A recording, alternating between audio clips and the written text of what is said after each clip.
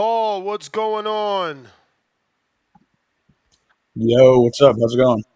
All good, all good. How do I pronounce that last name? Garino? Yep, All you right, got it. all right. So, uh, I wanted to get you on to see how you get your start, man. Because I found the TikTok. It's so funny. I don't know if you heard that episode, me and my co-host talking, and I found a TikTok on you, and it said you started in Major League Baseball with a Yankee. Oh yeah, so my company's PG Sports. I started when I was 19. While I was in college, I wanted to be a sports agent, so I was like, let me create a Twitter page.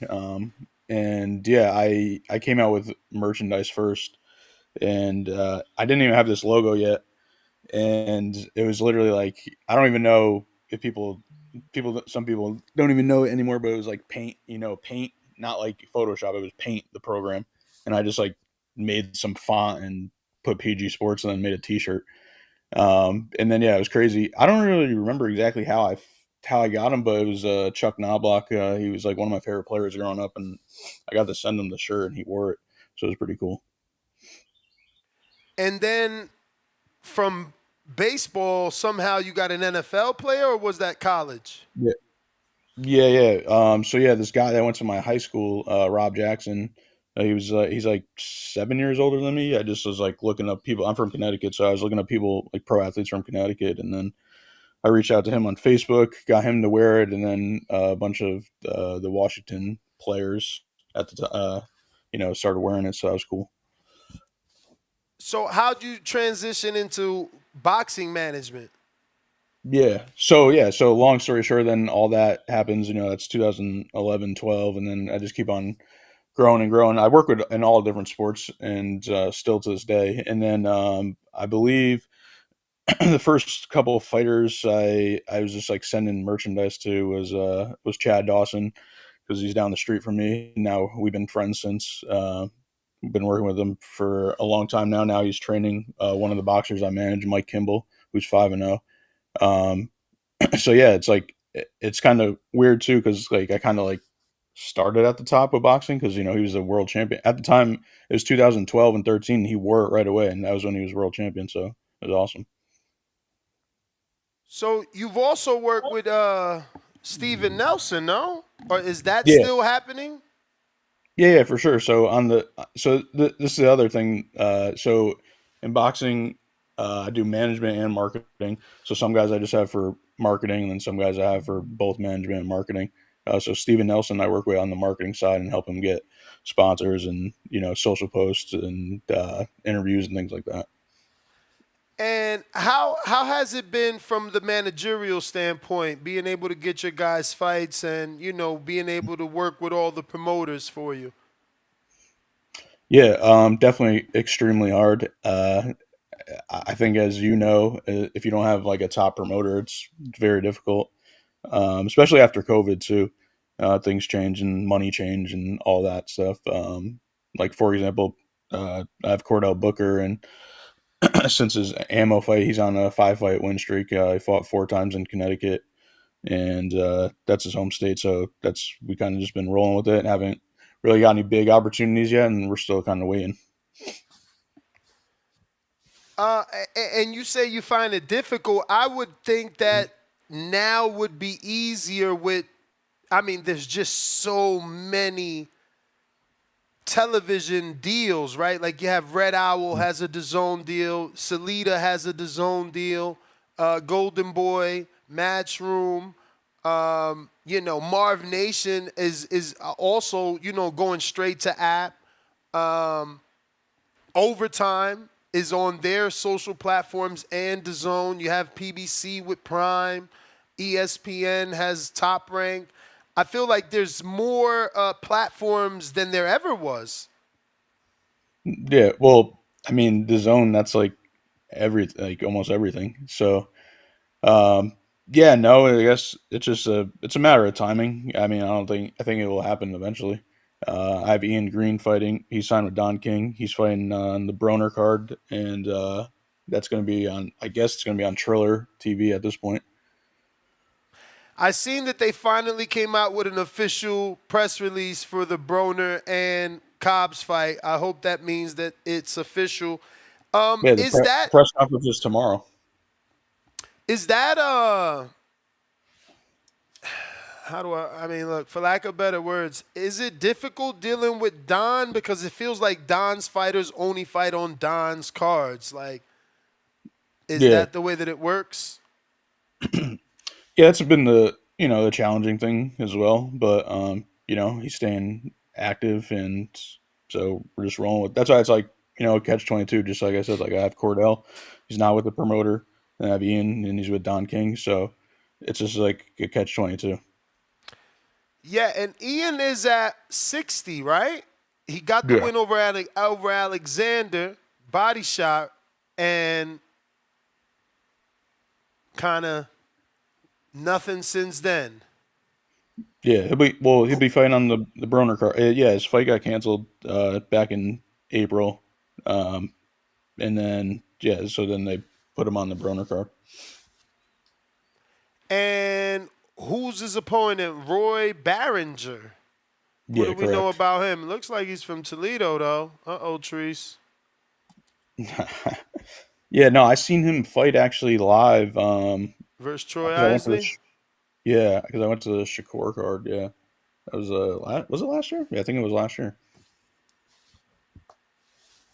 Was he impressive? Did he look decent? He's a solid opponent. We don't look over anybody. And how long have you been working with Ian? Um, like we known each other and since like 2015. Officially like paperwork and all that since like uh 2021. Yeah, I met him through his trainer, I think. I don't know. Does he still work with Coach Terrific? Yeah, Okay, so yeah, that's how I met him. yeah, So yeah. So it's been cool to just see because Ian's getting out of the mud. Like he's never been signed to no big promoter till now. Um, and you know what I mean. Like he done it all himself pretty much. now I don't know how long you've been watching the show. So I'm I'm gonna bring this up because I think it's the right thing to do, right? So like I had a co-host that Hmm. was in a wheelchair. I don't know if you ever knew. Mike was in a wheelchair, and he still is, obviously. But you are as well, right? Yeah, Yeah, and I felt like I should have bring it up because it's inspirational, right? That it hasn't yeah, held you back. Just like my former co-host Mike, he continues to do great things. I don't know if you want to add to that story. yeah, for sure. Yeah, I don't mind talking about that. So yeah, I have spinal muscular atrophy. It's SMA for short. It's actually, I think it was last year that's finally getting like screened in all 50 states for babies, so that's good. I have the mildest case because I have type 3. If there's like type 1 is literally like you live like a couple months, and then type 2 is like you might not grow fully, and Damn, you have less motor function and all that stuff. So yeah, it's like that's why it's like I don't really dwell on it too much because there's other people worse than me. for sure.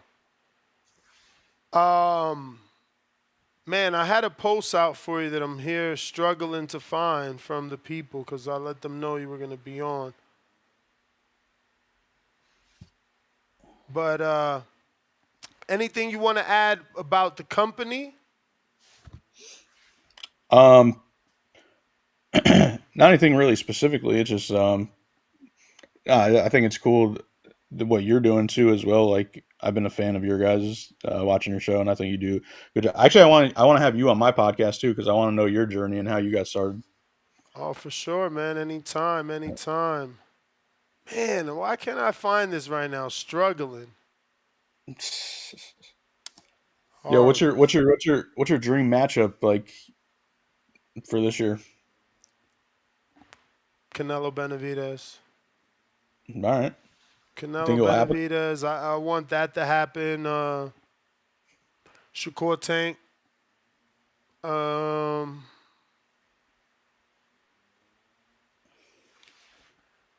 I guess Crawford to undispute at 54. Since we're already getting like Zoo and Virgil, um, Fedora looks to be okay. I seen a recent post he did with his sister. He seems to be okay. He's got two of the belts. So Mhm. yeah, I'd like to see undisputed, whoever that's gonna be, at 54. I don't want to overlook Mazradov. I feel like he has great footwork, but you know, just not enough experience for Crawford. Yeah, And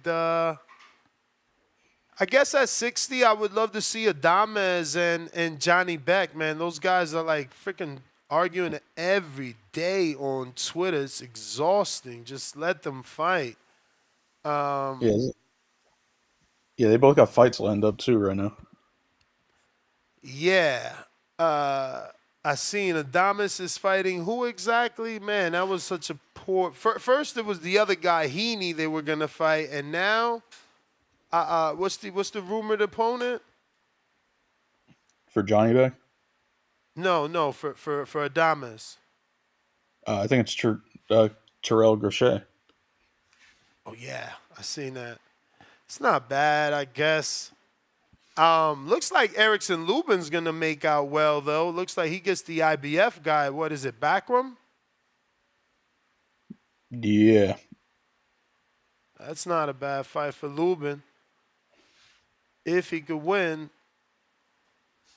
yeah. Lubin deserves another shot. He made it back. Yeah, he does. I wasn't on the side of him necessarily clearly winning that Jesus Ramos fight, but I guess I'm in the minority. Even Jesus didn't feel like he won. Yeah, Uh, Man, and I should have never said nothing. That made Lubin my enemy. It's so sad this game. After that, he don't fuck with me now, just because I thought yeah. That's like a good question to ask you because it's like since you're in the media, and I know you're actually like a real boxing fan as well too. It's like I know if you said anything about like the guys I work, I know it's not like from your like it's not like hey, it's just that no, you're immediately that like believe me, that's the worst part, man. yeah, Everything you say gets taken personal yeah, or out right, of context, or you're hating. It's like yeah. It's hard. you It's know. harder and harder to work in media, especially nowadays. Yeah, man. I just keep hoping. I keep growing. Howard Stern had this issue, but people were forced to sit with him because he was so big. So Yeah, that's what I keep telling myself. Just keep grinding. You'll get big enough where they're forced to sit with you. And even those that dislike you or dislike what you say have to sit with you because of you know, the power of the platform. yeah, yeah, for sure. So, if anybody wants to get in contact with you, because I know that Treese in Toledo certainly wanted to get in contact with you, and what are you looking for in fighters before you get bombarded in your social media? Because not a lot of fighters have proper management, but it is also hard to weed, you know, out uh, Hmm. the good from the not so good. Yeah, for sure. I mean, I think it takes a lot of communication in general when working with athletes. Uh, when working with boxers and all, there's just different things that you have to just know. And yeah, I don't know. I just think communication and kind of listening and learning about what they want to do and what you think's best, and kind of come into agreement. Um, yeah, you got to make a lot of sacrifices, obviously, and you just gotta like sometimes like some fighters just want to like jump into it. And some people just don't understand that you gotta even I think the biggest thing too that maybe boxers don't realize is ticket sales and them promoting themselves and actually getting like that's the hardest thing of anything. Like selling something is the hardest thing of anything, not just in sport. Like what do you think like these sponsors are getting influencers for? They want to get an ROI on it. They want to get people to buy their product. So it's like if you're getting people to come to your fights, like that's a huge accomplishment in itself. For sure. And for anybody that wants to contact you, to send you some fighter reels, they need Yeah, management. yeah, for sure. So my is just at PG Sports, or my personal is at PCG7. All right. Well, we look to get you back on, Paul, and set up some of those interviews. Let's get Ian on since he has that fight on the big pay-per-view card. Yeah, for sure. Um, and yeah, man, thank you once again. Yeah, no, thank you. Appreciate it. Have a good All one. right. There you have it, ladies and gentlemen. Paul Gaurino.